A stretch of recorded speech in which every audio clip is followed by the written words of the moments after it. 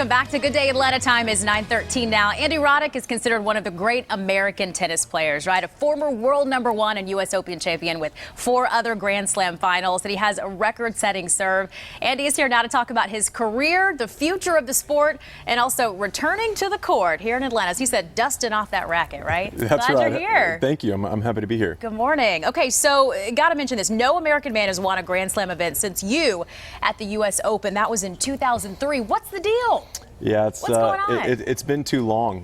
You know, my childhood, I was kind of spoiled in the best possible way. You know, you had the Stan Smiths and Arthur Ashe, and then into Connors and McEnroe, which led into Sampras Agassi, and then I was able to sneak one in there. But you know, the kind of as tennis has grown globally, I think it's kind of taken a backseat to some of the other sports here.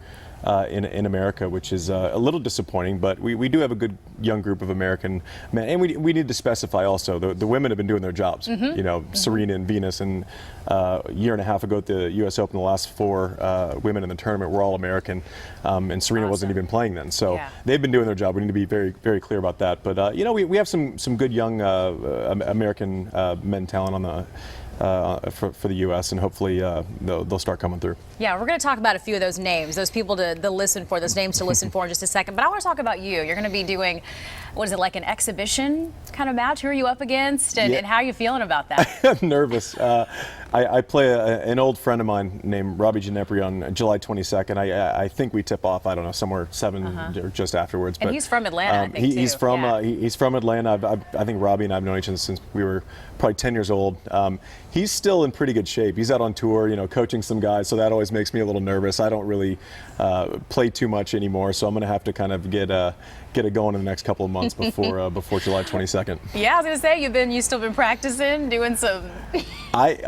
We got to like October, November last year, and I realized I'd played tennis about 9 times last year, so I haven't played too much. We have a 3.5-year-old and a son and a 16-month-old daughter, so tennis is not the priority starting most days now, but it will be for BB&T on July 22nd. Yeah, you've been busy, right, with other things, which we're also going to get to in just a second. But I want to go back to those names to watch for people who aren't the biggest tennis fans. They're going to be, you know, watching the news, hearing these names. So who should they be listening for and watching for? Well, I know John Isner's coming back here to Atlanta. I think he's won the tournament about 17 times now. Maybe slightly less than that, but it's not much of an exaggeration. Obviously, Georgia ties with the university there. The Bryan brothers, who are probably they are the best doubles team of all time. Bob's back. He's got an artificial hip in there now, but he just doesn't know when to call it a day. They're playing great again, and I think he's the second-ranked American now. Francis Tiafoe, great story. He made the quarterfinals of Australia this year. Really good young up-and-coming talent. There he is on your screen. I actually played him here in Atlanta, I think in 2015 in one of the exhibitions, and you could see that he had a lot of potential then, and you know, hopefully there are just bigger and better things for Francis. He has that kind of smile and that energy that could give a real shot in the arm to U.S. tennis should he kind of make those next steps towards you know, the top 10 and hopefully even higher. Nice. You know, one thing I learned when I moved here to Atlanta, something that you probably know well, Atlanta is a tennis town.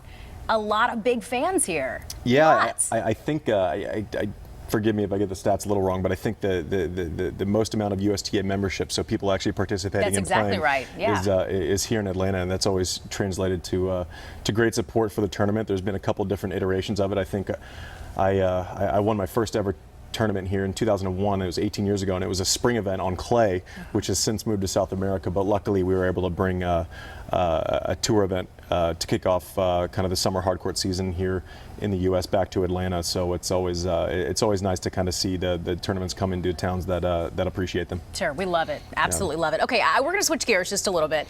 You briefly mentioned, you know, your wife, your kids. He's married to Brooklyn Decker. They have 2 kids. Just celebrated, or they're about to celebrate their 10th wedding anniversary. So congratulations on that. Did a little digging on Twitter. And found a conversation that you were having with your wife. Y'all are at a restaurant celebrating early your anniversary, and you were eavesdropping on a couple next to you. It was their first date, and the back and forth was hysterical. So I mean, what were they talking about? Well, it was strange because we went for our 10th anniversary for our celebration. We went up to New York for the night, and we went to a restaurant where we had our first date, and so we were in the exact same booth, and like kind of the next table over, you could tell that these people were obviously on their first date, and I was just amazed. It basically made me even more thankful for my wife than I am every day, because I don't have to sit through those awkward back and forth. It was. Or be on Bumble, like they were talking about Bumble. Oh, they were talking something. about Bumble profiles, and it ended app. up with they were just attacking each other's faces with the kissing thing, and it was very, very public and very, very noisy. But it was it was hilarious, because the first 45 minutes, we're kind of reflecting and what we're thankful for, and oh gosh, the time has come, and we have kids now, and then all of a sudden our attention was completely 100% focused on the awkward first date going on next to us. It's funny. I highly encourage you to go to Twitter, to follow Andy, to follow his wife Brooklyn Decker as well, and just look at the conversation that happened between them. Too funny. So obviously we know that you're a tennis great. You've also now been married for 10 years. What have you learned through this marriage? How do you condense that down, right? My dad gave me a good piece of advice when I was first getting married. He said, "Yes, I love you. I understand." He goes, "That'll get you through about 95% of the situations. Just be patient and remember those words." And so that served me well. That's good advice. That's very good advice, and I'm glad you're following that for sure. BB&T Atlanta Open is July 20th through the 28th at Atlantic Station. Tickets are on sale now. We'll have a link on our website, fox5atlanta.com. Just look for the viewer information story. Andy, thank you so much for coming in. Thanks for having me in. Pleasure to have you. I don't think you're going to have any trouble at that exhibition match. You're going to be just fine.